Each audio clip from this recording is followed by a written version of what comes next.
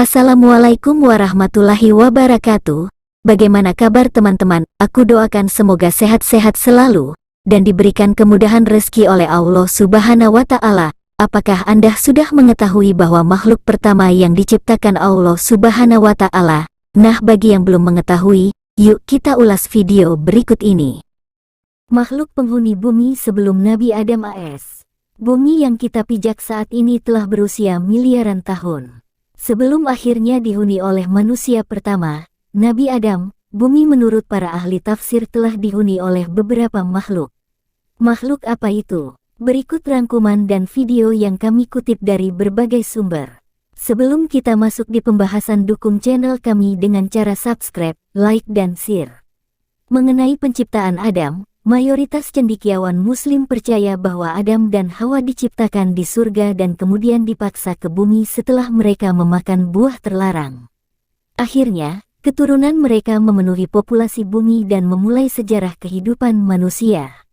Menurut para ahli, ketika bumi berusia 8.000 tahun, masih kosong.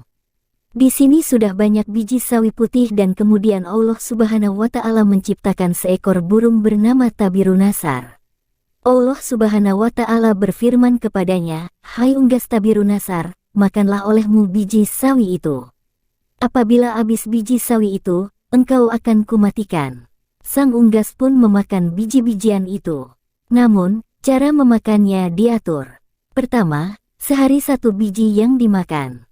Setelah semakin berkurang, maka kini dimakannya hanya satu biji sebulan. Biji sawi itu semakin berkurang saja.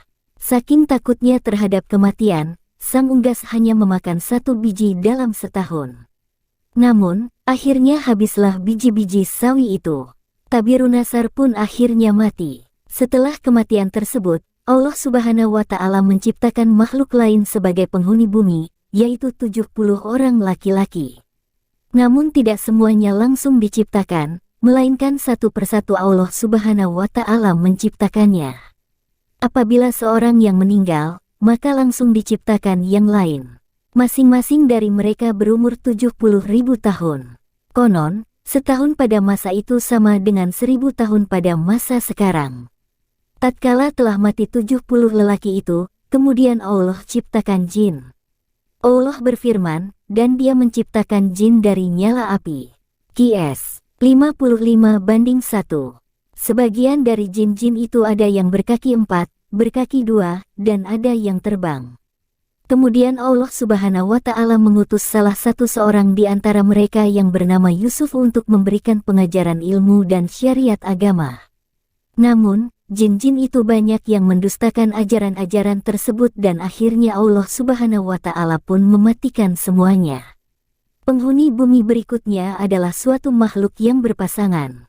Rupanya seperti binatang dan keluar dari dalam neraka. Binatang itu pun beranak dan anaknya dinamakan dengan Azazil. Setelah cukup besar, Azazil mulai melakukan peribadatan kepada Allah Subhanahu wa Ta'ala selama 1000 tahun. Setelah itu, Allah Subhanahu wa Ta'ala mengangkatnya ke langit pertama. Selama 1000 tahun, di sini pun ia tekun beribadah. Allah Subhanahu wa Ta'ala menganugerahkannya sayap yang terbuat dari manikan berwarna hijau. Dengan izinnya maka terbanglah ia ke langit kedua. 1000 tahun lamanya pula ia beribadah. Demikianlah, pada tiap-tiap lapisan langit ia beribadah selama 1000 tahun lamanya hingga ke lapisan langit ketujuh. Sementara itu, di bumi saat itu sudah ada penghuni lainnya yang berasal dari bangsa jin bernama Jannah. Hidup hingga 70.000 tahun lamanya hingga lahir anak cucunya. Kata ahli tafsir yang lain, 18.000 tahun mereka mendiami bumi, kemudian mereka menjadi sombong dan kufur. Allah SWT pun mematikan Jannah. Sebagai gantinya adalah Banul Jannah. Ia mendiami bumi selama 18.000 tahun lamanya hingga akhirnya ia juga dimatikan oleh Allah Subhanahu wa Ta'ala. Sementara itu, di atas langit sana, Azazil bersama para malaikat masih khusyuk beribadah. Azazil menjadi penghulu para malaikat selama 7.000 tahun lamanya dalam beribadah. Hingga pada satu waktu, Azazil mengajukan suatu permohonan kepada Allah Subhanahu wa Ta'ala, katanya, "Ya Tuhanku, 7.000 tahun hamba-Mu ini berbuat kebaikan padamu dalam 7 lapis langit ini. Jikalau dianugerahkan oleh-Mu, hamba-Mu mohon hendak turun ke bawah ke langit ke-6, berbuat kebaikan kepadamu. Pergilah engkau, tegas Allah Subhanahu wa Ta'ala. Turunlah Azazil atau iblis itu bersama 700 malaikat pengiringnya ke langit ke-6. Setelah merasa cukup, ia pun memohon izin lagi kepada Allah Subhanahu wa Ta'ala agar diturunkan ke langit ke-5. Di langit ke-5 pun ia memohon diturunkan ke langit yang di bawahnya dan demikian seterusnya hingga sampai mereka di langit dunia. Di langit dunia, Azazil atau iblis mengajukan suatu permohonan pula, "Ya Tuhanku, hamba-Mu hendak memohon turun ke bumi dengan para malaikat. Bahwasanya hamba-Mu hendak beribadah kepadamu di bumi itu. Ya Tuhanku, betapa Bananul Jannah telah banyak berbuat kerusakan di muka bumi. Anugerahkanlah atas hamba-Mu ini bersama para malaikat berbuat kebaikan ke hadirat-Mu di muka bumi itu." Allah Subhanahu wa Ta'ala pun mengabulkan permohonan Azazil itu.